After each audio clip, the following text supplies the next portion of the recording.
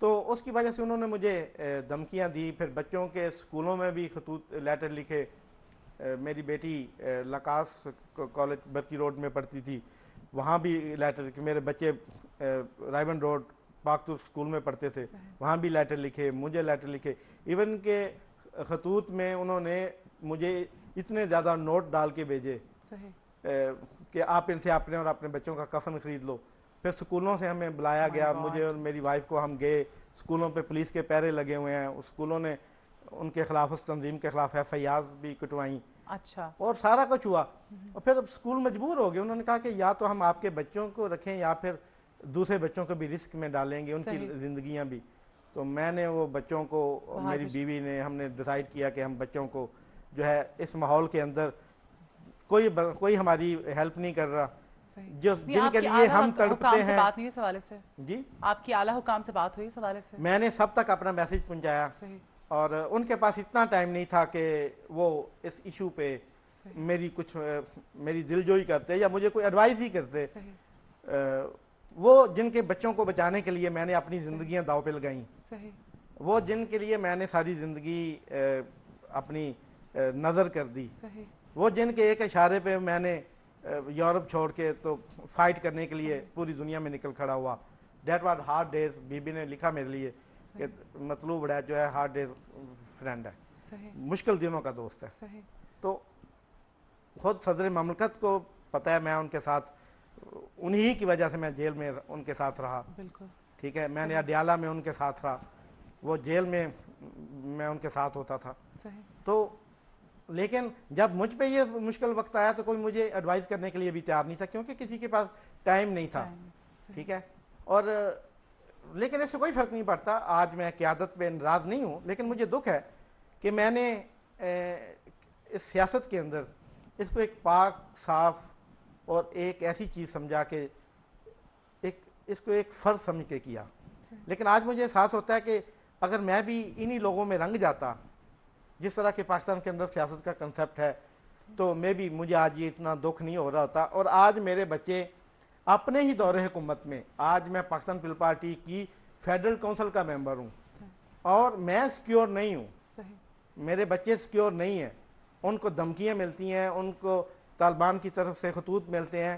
میرے چھوٹے چھوٹے بچے, میرے ایک بچہ 7ویں کلاس میں, ایک 8ویں میں پڑھ رہا ہے, بیٹی اے لیول کر رہی ہے, اور وہ کہتے ہیں کہ پاپا اب تو پیپلز پارٹی کی گورنمنٹ ہے, ہم ملک کیوں چھوڑیں. تو میں اب انہیں کیا کہوں کہ بیٹا پیپلز پارٹی کی گورنمنٹ تو ہے, لیکن ہمارے ملک کے انوائرمنٹ اس قابل نہیں ہے اس وقت کہ میں آپ کو ادھر رکھ کے, آج بھی ابھی اگر میں آ کے آپ کے چینل پہ یہ بول رہا ہوں تو اس لیے بول رہا ہوں کہ اب میرے بچے ادھر نہیں ہیں, اب مجھے پرواہ نہیں ہے. میں اس ملک کے لیے, اس قوم کے لیے, اس وطن کے لیے, پاکستانیوں کے لیے میں آخری دم تک بھی جانے کو تیار ہوں. لیکن اب میرے پاس جرأت میرے بچوں کی غیر موجودگی میں ڈبل سے بھی زیادہ ہو گئی ہے. اب میرے بچے مجھ سے ہزاروں میل دور, مطلب 7 سمندر پار مجھ سے بیٹھے ہوئے ہیں.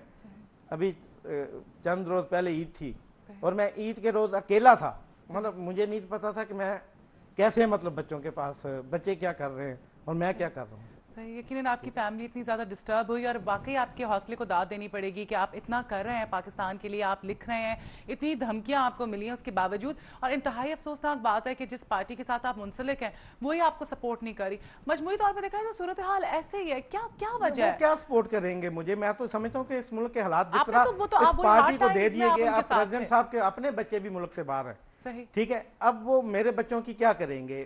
لیکن بات یہاں پہ یہ آتی ہے کہ 18 کروڑ پاکستانیوں کے بچے جو ہیں وہ کیا کریں گے؟ میں تو افورڈ کر سکتا تھا, پریزیڈنٹ صاحب افورڈ کر سکتے ہیں, ہم چند دوستوں کے بچے ہم نے ملک سے باہر بھجوا دیے, لیکن وہ بچے کیا کریں گے جو اس ملک سے تعلق رکھنے والے, اس ملک سے محبت رکھنے والے غریب پاکستانیوں کے بچے ہیں, وہ کیا کریں گے؟ وہ کہاں فرار ہو جائیں؟ ان بچوں کو لے کے کہاں جائیں؟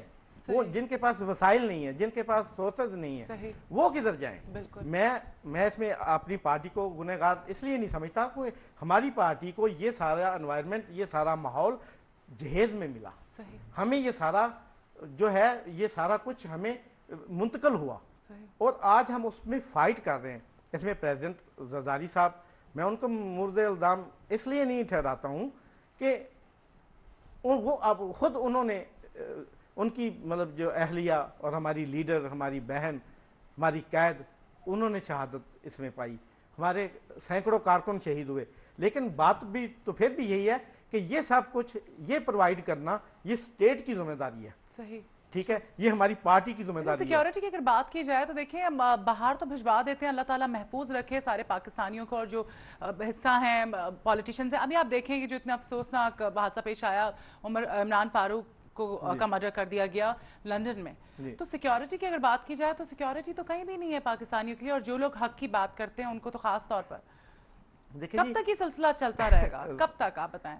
سونیا صاحب آپ نے بہت ہی خوبصورت کویشچن کیا. بات یہ ہے کہ دو چیزیں ہیں، یا تو آپ پھر جدوجہد کرنا چھوڑ دیں، صحیح، یا آپ ایک ماحول خوف کے لگا ساتھ رہتا ہے.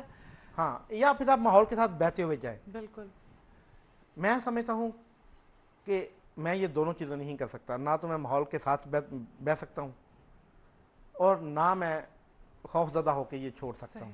صحیح. میں سمجھتا ہوں کہ فائٹ کرنی چاہیے. میں نے اپنی زندگی کے قیمتی سال ایگزائل میں گزارے. صحیح.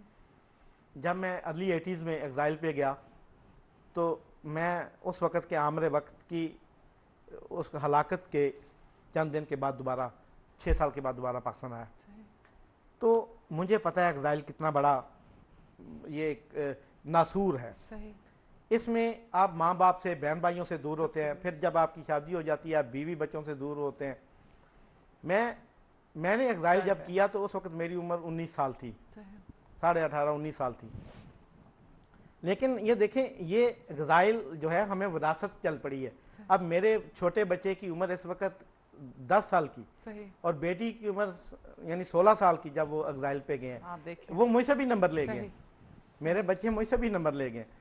آج میں سمجھتا ہوں کہ یہ اگر اس وقت اس ملک کے یہ حالات ہیں تو ہمیں اس پہ ڈٹ جانا چاہیے.